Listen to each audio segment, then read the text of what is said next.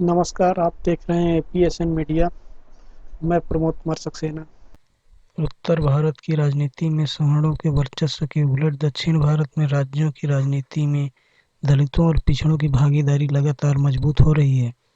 इसकी एक वजह यह भी है कि दक्षिण में द्विज जातियों के वर्चस्व व भेदभाव के खिलाफ सामाजिक सुधार आंदोलनों का जबरदस्त असर रहा है।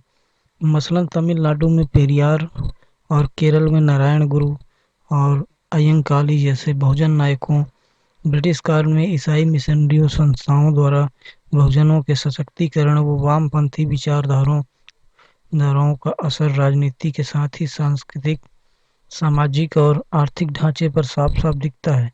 दक्षिण के सबसे बड़े और छोटे राज्य यानी तमिलनाडु और केरल दोनों समावेशी राजनीति की मिसाल बनते जा रहे हैं। हाल में संपन्न हुए विधानसभा चुनाव में दोनों राज्यों की जगह लगभग हर जाति, हर समुदाय के प्रतिनिधित्व तो बराबर दिख रहा है। दोनों राज्यों में बहुजन दलित चेतना उभार का ही असर है कि राजनीतिक पार्टियों में समावेशी राजनीति की यह राह पकड़नी पड़ती है। तमिलनाडु में जब द्रविड़पंथी पार्टियों ने चुनाव जीतना शुरू किया है, तभी से विधानसभा में ओबीसी जातियों का वर्चस्व बना हुआ है। पिछले 5 दशकों में विधानसभा में ओबीसी की हिस्सेदारी कम नहीं हुई है और यह लगभग 72% बनी हुई है। उनकी हिस्सेदारी 2000 के बाद थोड़ी कम होनी शुरू हुई थी, जब नायडुओं को चेन्नई, वेल्लोर, तिरुवल्लुर और विरुधनगर जैसे शहरी सीटों पर जीत मिलने लगी। हालांकि विधानसभा में अभी भी उनका वर्चस्व है। राज्य की आबादी में ओबीसी की हिस्सेदारी 76.1% है। तमिलनाडु की राजनीति मुख्य रूप से थेवर, गौंडर, मुदलियार और वन्नियार जैसे ओबीसी जातियों का दबदबा है। 1971 से 2006 तक तमिलनाडु विधानसभा में सबसे ज्यादा विधायक वन्नियार जाति के थे, लेकिन 2011 में थेवरों ने उनको पछाड़ दिया। तमिलनाडु में सभी जातियों ने किसी एक पार्टी के पीछे चलने के बजाय सभी प्रमुख पार्टियों में अपनी भागीदारी सुनिश्चित की है।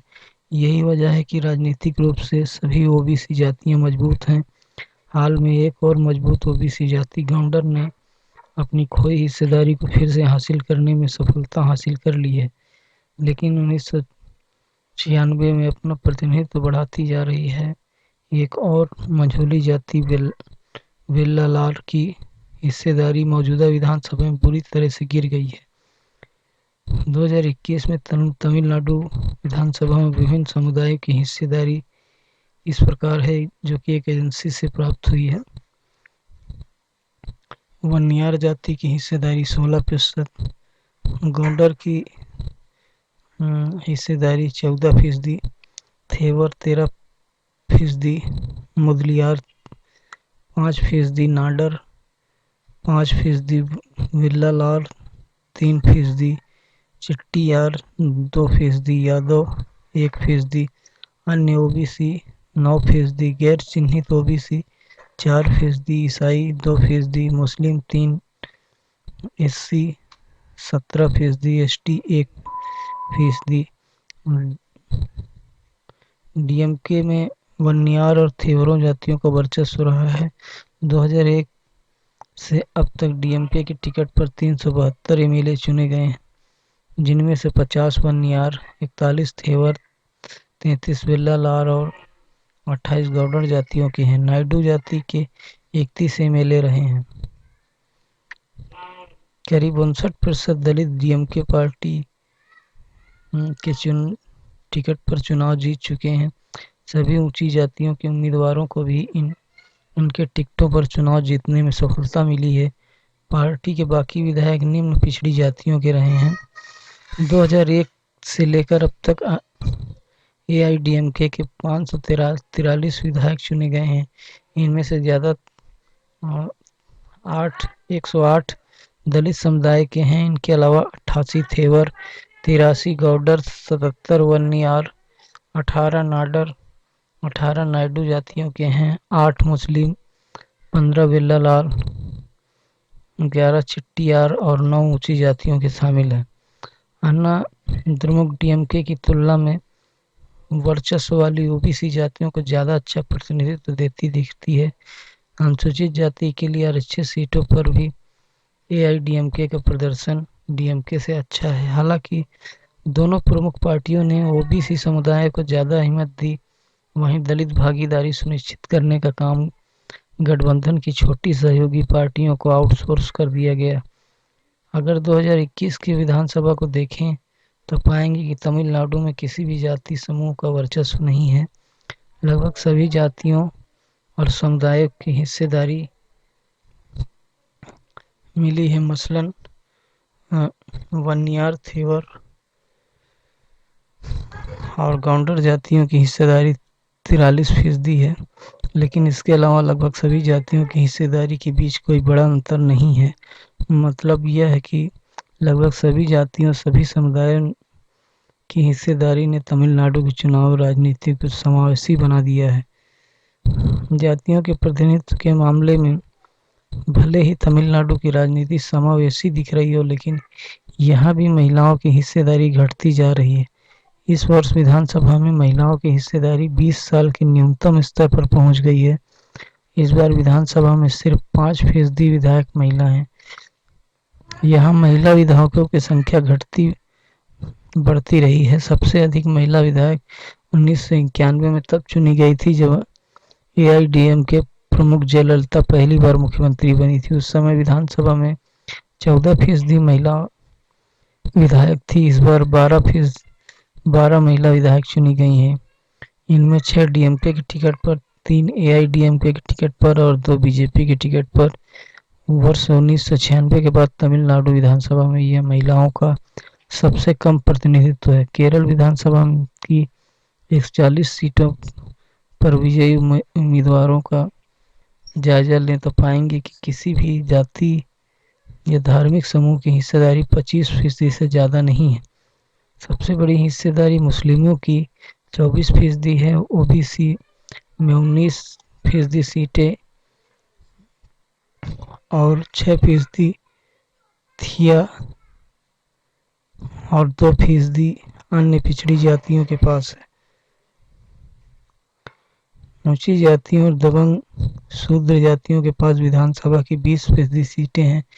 इनमें 19% सीटें नायरों के पास हैं। वहीं विधानसभा की 21% सीटें ईसाइयों के पास हैं। यह हिस्सेदारी सीरियन, रोमन कैथोलिक, जैकबाइट सभी ईसाइयों में बटी है। इसी तरह मुस्लिमों की सीटें भी इसके अलग अलग समूहों की जातियों में बटी है। राज्य विधानसभा की 10% सीटें अनुसूचित जातियों के विधायकों और 1% अनुसूचित जाति के विधायकों के पास है। सबसे अहम बदलाव ओबीसी की प्रमुख जाति इजावा के प्रतिनिधित्व में दिखा है। 1980 के आखिर से विधानसभा में इजावा जाति नुमाइंदगी बढ़ी है, लेकिन दूसरी पिछड़ी जातियों नांडर, धीवर, कोलाला आदि प्रतिनिधित्व का घटता जा रहा है। दरअसल 1996 में ईएन नैनार की अगुवाई में लेफ्ट की जीत ने गैर इजावा ओबीसी जातियों का प्रतिनिधित्व लगभग खत्म कर दिया। इस मार से सिर्फ थिया जाति बची रही।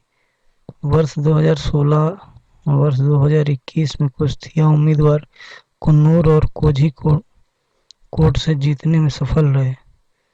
केरल विधानसभा में जातियों के हिसाब से प्रतिनिधित्व के रूप में देखा जाए तो मुस्लिम 24%, इजावा 16%, ईसाई 21%, थिया 6%, एसटी 1%, एससी 10%, नायर 19%, अन्य ऊंची जातियां 1%, अन्य ओबीसी 2%। उम्मीदवार खड़े करने की रणनीति के मामले में एलडीएफ और यूडीएफ के बीच खास फर्क नहीं रहा। 2021 के चुनाव में एलडीएफ ने 22% इजावा जाति के उम्मीदवारों को खड़े किए, जबकि यूडीएफ ने 14.2%। एलडीएफ ने यूडीएफ से ज़्यादा मुस्लिम उम्मीदवार खड़ा किए। एलडीएफ ने 24.2% उम्मीदवारों को टिकट दिए तो यूडीएफ ने 15%। दोनों लगभग बराबर नायर उम्मीदवार खड़ा किए थे। नतीजों को देखने से पता चलता है कि केरल की विधानसभा में हर तरह की विविधता है। मौजूदा विधानसभा में सीपीएम के 62 उम्मीदवारों में अलग अलग 18 अलग अलग जातियों और समुदायों का प्रतिनिधित्व है। कांग्रेस के 21 विधायकों 11 जातियों और समुदायों का प्रतिनिधित्व है, बाकी 10 ईसाई हैं। लेकिन महिला विधायकों के मामले में केरल की समावेशी राजनीति खरी नहीं उतरती। राज्य में 1996 को छोड़कर हर विधानसभा में महिलाओं का प्रतिनिधित्व कम होता गया है। केरल भी उन राज्यों में शामिल हो गया है जहां महिला विधायक सबसे कम हैं। 2021 में विधानसभा के लिए खड़े होने वाले उम्मीदवारों में सिर्फ 11% महिलाएं थीं, जबकि जीत दर्ज कर विधानसभा पहुंचने वाली महिलाएं सिर्फ 8% हैं। पिछले 4 चुनावों में यह सबसे बड़ा आंकड़ा है, लेकिन महिलाओं के लिए बेहतर कल्याणकारी योजनाओं के रिकॉर्ड को देखते हुए यह बेहद निराशाजनक आंकड़ा है। महिलाओं की कम हिस्सेदारी के लिए यूडीएफ और इनकी सहयोगी पार्टी इंडियन यूनियन मुस्लिम लीग और कम्युनिस्ट तीनों समान रूप से जिम्मेदार हैं।